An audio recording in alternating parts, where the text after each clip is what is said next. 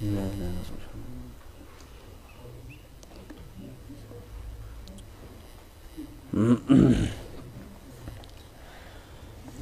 شریف وای. اللهم صل علی محمد و علی آل محمد کما صلیت علی ابراهیم و علی آل ابراهیم انک حمید مجید.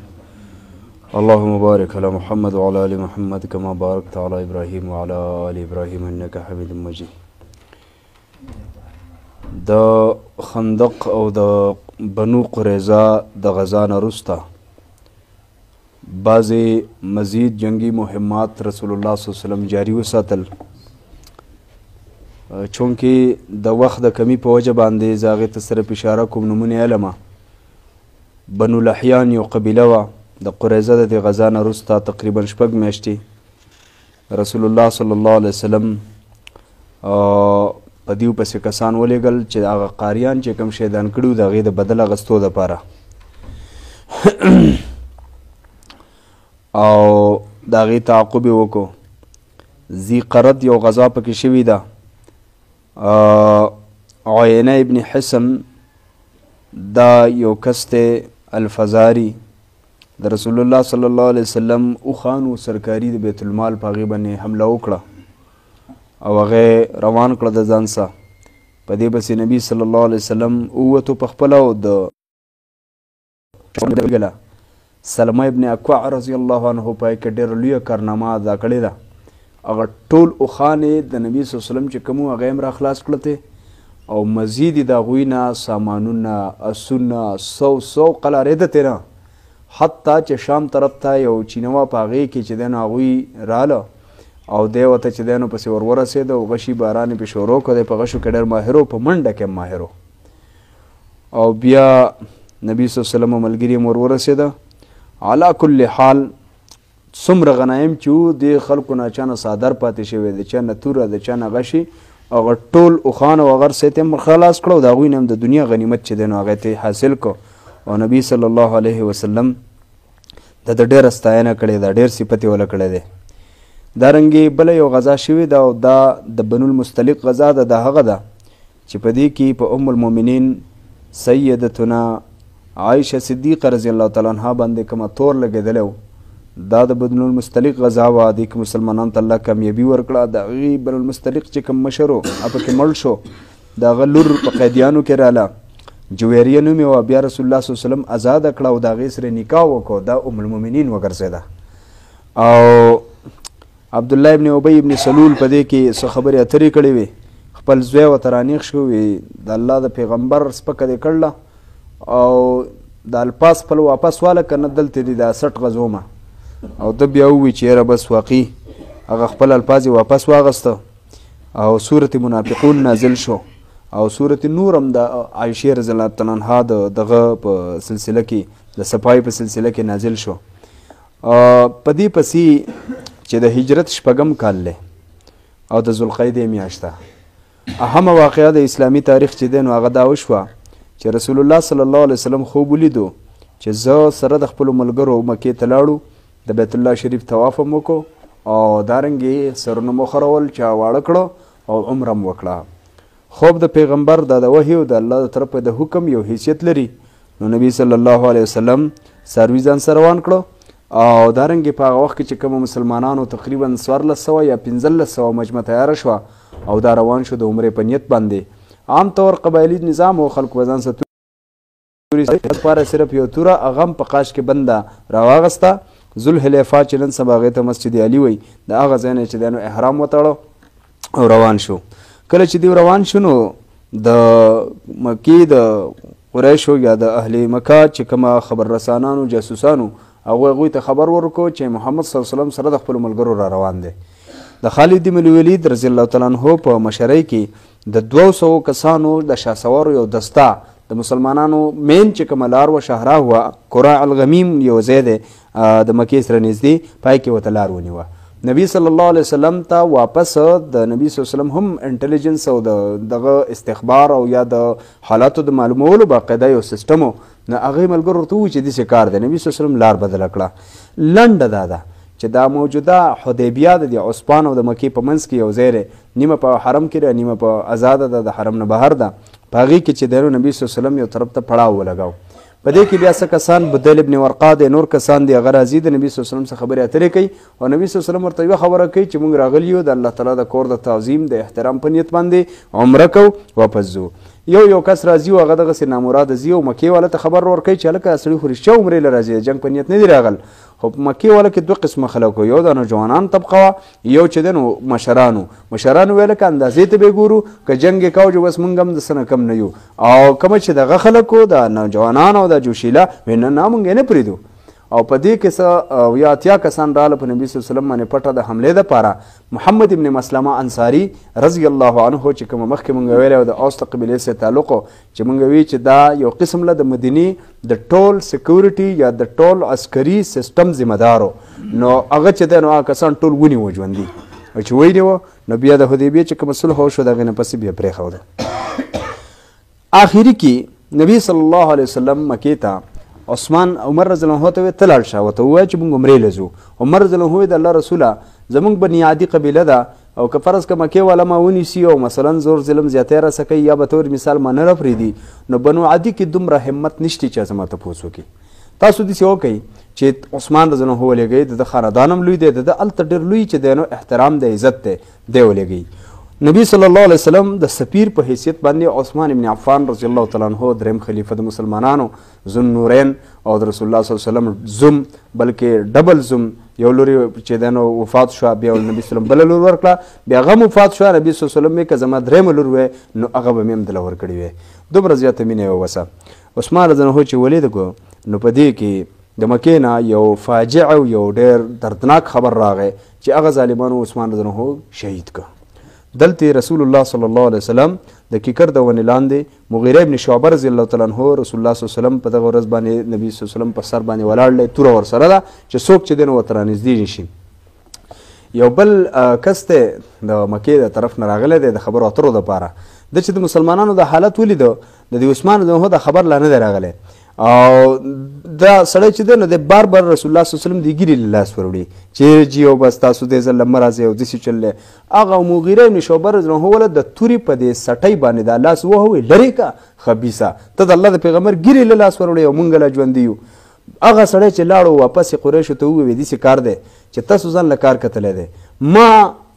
کسرا لیدلی دی، ما قیصر د روم بادشاه لیدلی دی، ما نجاشي لیدلی دی، ما دغه درباریان او دغه خلک او دغه وزیران او مشیران مې لیدلي دي، خو ما چېرته داسې بادشاه نه دی لیدلی لکه څنګه چې د محمد رسول الله صلی الله علیه وسلم ملګري په هغه باندې ځان قربانوي. والله چې هغه چېرته مثال په طور لاړ هم تو کي هغوی ورته لاس نیولي، که هغه فرض که اودس کوي د اوداسه اوبه چې دی نو هغوی په خپل بدن باندې راکاږي. دا مینه محبت ما د بل چا نه لیدلی. خبردار ګورئ تاسو د جنګ د ارادو نه واوړئ. بهرحال دیو خبره نه منله، د عثمان رضی الله خبر پکې راغی. نبی صلی الله علیه وسلم صحابو ته ووی چې تاسو بیعت وکئ، په جهاد باندې بیعت وکئ. هر یو راځي بیعت کوي د رسول الله صلی الله علیه وسلم سره او بیا رسول الله صلی الله علیه وسلم وایي چې که فرض که د عثمان رضی الله د شهادت خبر یا د هغه د مکې والو د طرف نه چې کوم د قتل مسله ده او خبر دروغي او هغه ژوندی نو دا د عثمان لاس شو او دا زما لاس شو او رسول الله صلی الله علیه وسلم دا دواړه لاسونه داسې کړه او په هغې باندې چې دی نو بیعت وکړو چې دا یعنې قسم له عثمان زیمه دا لاس د هغه او دا زما او په دې طریقه بیعت پوره شو. یو کس ته صرف هغه بیعت نه کړی د اوښ نه شاته پټ شوی جد ابن قیس نوم او هغه داسې منافق شانته و. بیا ځکه چې وروسته د تبوک په غذا کې ښکاره پته ولګېده وی چې یاره زه نشم تلی او هلته چې دی نو دغه د رومیان سره سره خلک دی او هلته پکې زنانه یو زما داسې طبیعت خراب دی زه هم د رنګ نه هلکه ښیمه نو هسې نه چې څه چل وشي او په خیر کې شر جوړ نه شي. نو بس ومنهم من یقول ذلی ولا تفتنی الا فی الفتنة سقطوا. په فتنه کې خدای د مخکې نه پروت دی، فتنې نه به هله سړی وځي یو پکې به ورپرېوځي چې کله پکې مخکې نه دی نه وي. نو بهرحال هغه صرف بیعت ونه کړو، نورو ټولو صحابه کرامو 1400 یا 1500 چې دي بیعت وکړو. په دې کې د عثمان رضی الله خبر غلط ثابت شو او د مکې د طرف نه د خبرو اترو دپاره د ایلچي په طور باندې سهیل ابن عمر راغی. نبی صلی الله علیه وسلم ته وویلی شو چې سهیل راغی. وی مکې والو د طرف نه خبرو له یو کس راغی وی څوک دی؟ وی سهیل نومېدی. نبی صلی الله علیه وسلم وی زه ښه شوه. سهیل مطلب دی سهولت اسانتیا. وی زه خیر دی کار اسان شو د خیره سه د دې نوم نه نیک پال ونیو او بیا د هغې نه پس په دې طریقه باندې معاهده وشوه. څنګه معاهده وشوه؟ معاهده په دې طریقه وشوه چې دا معاهده ده په مابین د اهل مکه کې او د محمد رسول الله صلی الله علیه وسلم کې. علي رضی الله عنه معاهده لیکله د رسول الله صلی الله علیه وسلم د نوم سه ولیکه محمد رسول الله سهیل ابن عمر اعتراض وکړو وی رسول الله ټکی ته کټ کا وی که مونږ منلی چې دا د الله رسول دی مونږ به بیا دا جنګ ولې کوو دا په منځ کې دا مړي ولې وشو دا دومره چې دی نو فسادونه ولې وشو دا تاسو دا کړي ولې په سر کړلي خو مونږ د دې ټکي څه اختلاف کوو چې دا محمد د الله رسول نه دی نبی صلی الله علیه وسلم علی رضی الله عنه وی نه زه دا نشم کولی چې زه یې وران کړم خو د الله رسول دی رسول الله صلی الله علیه وسلم ته وی علي خیر دی وی ته یې وران که علي رضی الله عنه د الله رسوله زما لاس ونه نه ورځي نو نبی صلی الله علیه وسلم په یو روایت کې راځي چې ما ته وښایه نبی صلی الله علیه وسلم ته په خپله وران که او ویې لیکل چې محمد ابن عبدالله محمد زوی د عبدالله وی هېڅ خبره نه ده که دوی ما ته رسول د الله نام وایي زه د الله رسول یم او ډېر خلک مې چې دی نو مني بهرحال معاهده په دې باندې وشوه چې سږ کال به مسلمانان هغه واپس کیږي عمره به نه کوي او آینده کال به چې دی نو راځي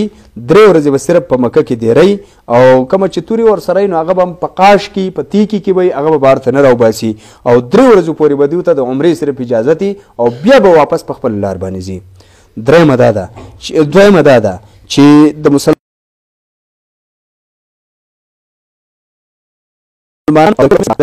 چې که فرض که د مسلمانانو نه څوک مرتد شي نعوذ بالله او مکې والا ته راتلل غواړي په هغه پابندي نه وي او که د مکې نه څوک مسلمان شو مدینې ته لاړو نو هغه به دا مسلمانان او پیغمبر به پابند دي چې هغه موږ ته واپس راولېږي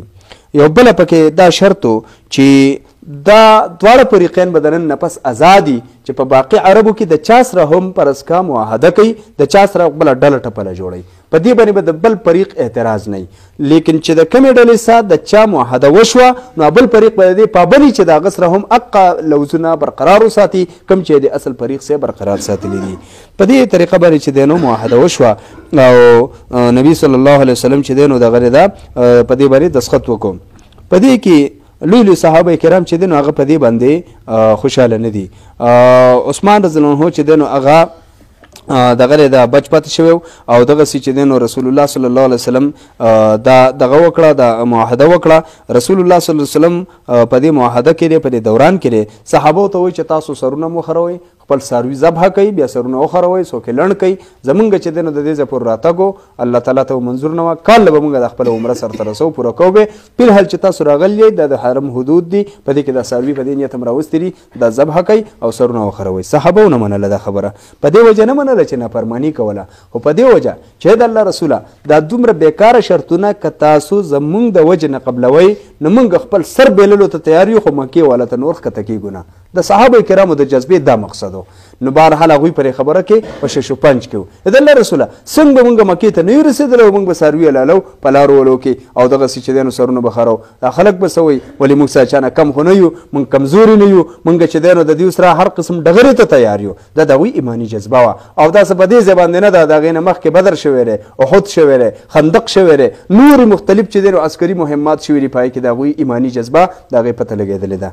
رسول الله صلی الله علیه وسلم ډېر پریشان دی چې د ملګري په جذبه کې دي بل طرف ته کار روانېږي ځکه د الله د پیغمبر علم د الله د پیغمبر فراست د الله د پیغمبر نور د الله د پیغمبر صلی الله علیه وسلم د هغه د آینده حالاتو باندې چې کوم فکر او نظر هغه د ټول امت نه سوای نو نبی صلی الله علیه وسلم ته دا خبره د خیر کار ده خو هغوی په ظاهر کې ګڼله چې ګندا زموږ انتهایي د کمزورۍ او د بې عزتۍ خبره ده نبی صلی الله علیه وسلم پریشانه دی په دې موقع باندې د نبی صلی الله علیه وسلم سره د هغه بیبي ام سلمه رضی الله تعالی عنها په دې سفر کې ملګرې ده خیمې ته ننوتو هغې ورته وی یا رسول الله پریشان ولې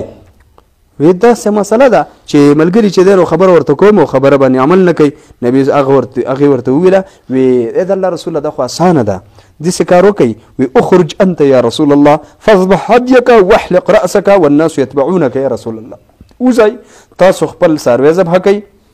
تاسو خپل سر وخروئ پس خلک به خود به خود تاسو تابعداري وکړي وی رسول الله صلی الله علیه وسلم راووتو دا کار یې وکړو فبادر الناس علی موافقته صحابه کرامو فورا د یو بل نه مخکې کېده بیا په دې خبره باندې د عمل دپاره چې دا خبره خو یقیني ده دا خو جذباتو د الله پیغمبر چې دی نو کار هغه ډېر د یو خاص اصولو تحت دی ټولو چې دی نو هغوی دغه دی د سرونه وخرول او دارنګې چې دی نو سیوا د عثمان رضی الله عنه او ابو قتاده حارث ابن ربعي ابن عامر د چې دی نو دغه دی دا سر ونه خرو دوی صرف سرونه لنډ کړل ځکه دا هم جایز دي خو غوره خبره دا ده چې هغه سر وخروي او د دوی په دې عمل کې هم چې دی نو د امت لپاره یو سهولت مخې له راغی ځکه چې سر وړوکی کول دا هم جایز دي بهرحال غم او د صحابه کرامو ډېر زیاتو ابو بکر صدیق رضی الله عنه ته عمر رضی الله عنه وایي دا فتحه ده دا څنګه چل دی دا خو مونږ ډېر زیات ذلت امیز خبرو ته چې دی نو سر کته کړه نو هغه ورته وایي چې د الله او د رسول په فیصلو کې به خیر وي ته تسلي ساته بیا رسول الله صلی الله علیه وسلم له راغی بالکل یې تسلي نه کېده نبي صلی الله علیه وسلم عمر صبر کوه الله په دې کې خیر واچوي کوم جواب چې ابوبکر صدیق ورکړی هغه ول رسول الله صلی الله علیه وسلم ورکو په لاره کې چې کله واپس روان دي نو الله سورة فتح نازل کړه او سورة فتح اول سردار چې انا فتحنا لك فتحا مبینا ای پیغمبر موږ ته ښکاره فتح درکړه د اوسه پورې ستاسو حیثیت چا نه منه اوس څه خبرې کوي مذاکرات کوي مذاکرات همیشه د دوه فریقو په منځ کې او دا د دې خبرې علامت دی چې دا دوه فریقه یو بل مني ځکه خبرې اترې کوي د یو بل سره ځکه چې څوک نه مني هغه څه خبرې نه کوي د جنګ ژبه وایي د دې وجه نه د تاسو لپاره ښکاره یو فتحه ده عبدالله بن مسعود رضی الله عنه وایي وانکم تعدون الفتح فتح مکه وانما كنا نعده فتح الحدیبیه رسته خلکو ته وایي شاګردانو ته وایي تاسو د فتح نه فتح مکه لئ وایي په دې صورت کې چې الله کومه فتح ویله فتح مکه نه ده هغه د حدیبیې فتح ده په حدیبیه کې الله موږ له ښکاره فتح راکړې وه په لاره کې واپسې کې رسول الله صلی الله علیه وسلم چې صورت نازل شو وی عمر څه شو عمر هم مخکې چېرته روان و ملګرو سره وی راشه عمره وی فتح ده بس وی د الله رسول وی تسلي مې وشوه فتح ده بیا نبی صلی الله علیه وسلم په دې صورت فتح کې الله اوس وعده کړې وه چې په دې کسانو باندې الله فضل کړی دی دوی له یو بله ځمکه بغیر د جنګ نه ورکوي یعنې دومره ډېر چې دی نو پای کې و مسلې نه وي بغیر د څه دغه نه رکاوټ نه الله یې درکوي د خیبر ځمکه ده نبي صلی الله علیه وسلم چې څنګه راغی نو واپسې کې چې دی نو دا تقریبا چې دی نو د دغه میاشت وه د ذوالقیدې میاشت وه بیا پسې ذوالحجه د حج میاشت راله او بیا محرم چې دی نو د اووم کال د هجرت دی نو محرم د کال اولنۍ میاشت ده او په دې میاشت کې چې دی نو رسول الله صلی الله علیه وسلم خیبر طرف ته ووتو او دقه ملګري 1400 یا 1500 ملګري ورسره دی چې دی نو روان کړه په مدینه باندې نمیله ابن عبدالله اللیثي دی چې دی نو ګورنر یا عامل مقرر کړ خپل خلیفه مقرر کړ او لاړه خیبر ته چې کله لاړه نو د خیبر یهود چې په قلاګانو کې بنو چا سهار چې دی نو دا کشو بیلچې او دا اله به تر راغستي او خپلو باغونو ته تلو نبي صلی الله علیه وسلم یې د خیره څه د وراني څیزونه یې راغستي دي خیبر روان واله خابت خیبر چې دی نو تباه دی او دا ترانه د صحابو په ژبه باندې وه چې دغه ده